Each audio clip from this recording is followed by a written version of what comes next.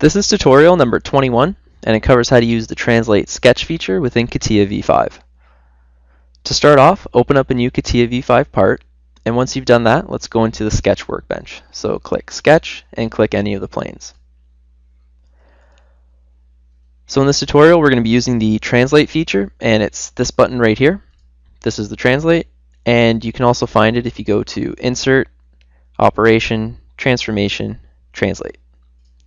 So what this is going to do is, from an original sketch, we're able to move it around, and we can even duplicate it and kind of make a pattern of it.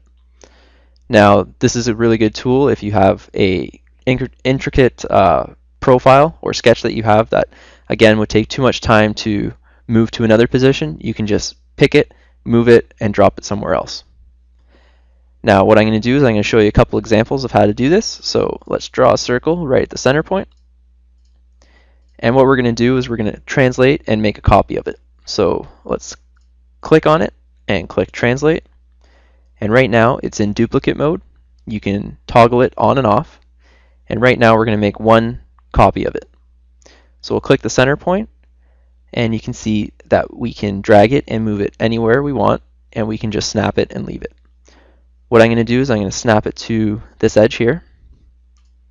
And now I've duplicated that circle. Now I'm going to press Ctrl Z, and we're going to do it again. So let's click Translate, and this time let's make 10 translations. Click the center point, and you can see that if I zoom out, you can see that I have 10 translations. And what I'm going to do is I'm just going to snap it to the edge like the last time.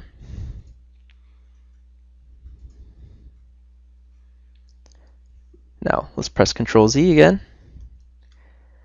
Now this time what I'm going to do is I'm going to make a profile. I'm just going to draw one over here. Again, this would be a profile that you wouldn't want to redo, so what you'd want to do is just translate it.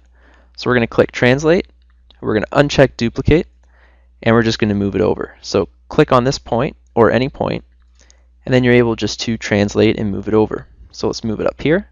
Sketch moves there. We can do it again. We'll translate it from this point here, and we can pull it over here. Now let's put this point onto the center point. So we'll click Translate, click this point, and snap it to the center point. So you're able to have points all over that you can translate and snap your sketch and move it to that position.